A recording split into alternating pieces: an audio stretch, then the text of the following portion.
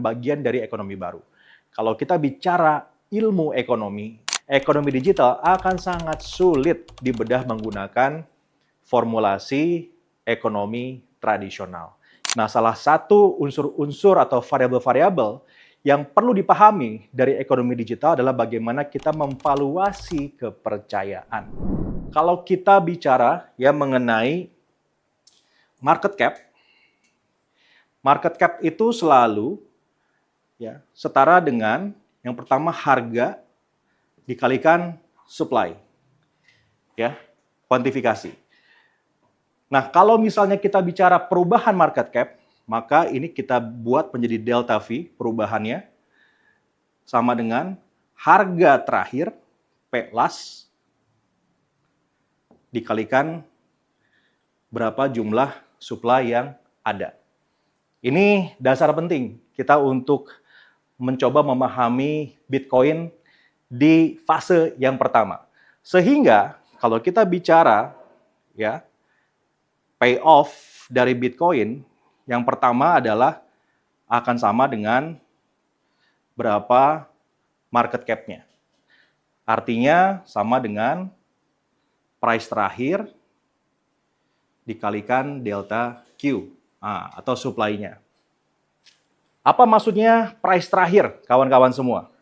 Saya analogikan begini. Katakanlah ada real estate, 10 rumah. Harga rumah itu satu unitnya 1 miliar.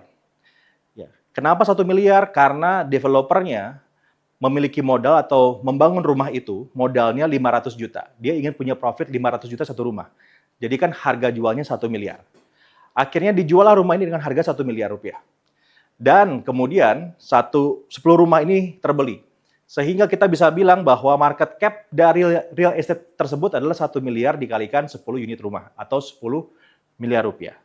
Lalu entah bagaimana caranya tiba-tiba ada pembangunan mall di sebelah rumah tersebut atau di sebelah kompleks rumah tersebut. Maka ada satu orang pemilik rumah itu yang dengan sengaja mencoba untuk menaikkan harga rumahnya ketika ada pembeli. Ada pembeli yang datang ke rumah itu dan menawar harganya menjadi 2 miliar rupiah. Ternyata deal, jadi dibeli 2 miliar rupiah. Nah, transaksi terakhir itu, harga terakhir itu akan mempengaruhi 9 rumah yang lain kan? Jadi 9 rumah yang lain pun akan ikut naik karena terpengaruh oleh harga terakhir yang membuat transaksinya terjadi. Sehingga market cap-nya kalau dilihat dari sini, market cap dari real estate tersebut adalah harga terakhirnya 2 miliar dikalikan jumlah supply-nya, 10 rumah, menjadi 20 miliar rupiah. Nah, inilah bentuk daripada market cap. Jadi kalau misalnya kita bicara payoff dari Bitcoin sama dengan market cap-nya. Nah, selain market cap dari kuantitas atau dari supply, maka sebetulnya ada hal lain juga yang harus diperhitungkan. Yang tadi saya sebutkan di awal, yaitu namanya adalah trust. Trust itu kurang lebih, ini saya coba hapus dulu ya. Trust kita bilang trust. Jadi kalau trust ini adalah fungsi dari yang pertama adalah reputasi, yang kedua adalah history, dan yang ketiga adalah konteks.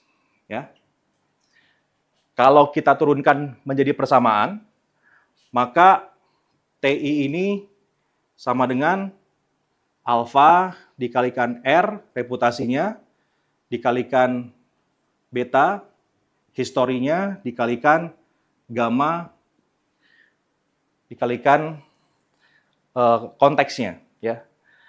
Nah, ini adalah bagaimana kita mengkonstruksi trust menjadi kuantitas. Ini penting karena trust adalah elemen penting dari ekonomi digital. Kita melihat begitu banyak bentuk-bentuk ekonomi digital yang dihargai karena valuasi kepercayaannya. Startup misalnya.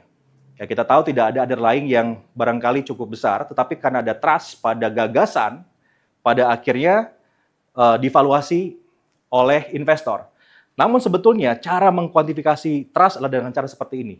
Yang pertama reputasi.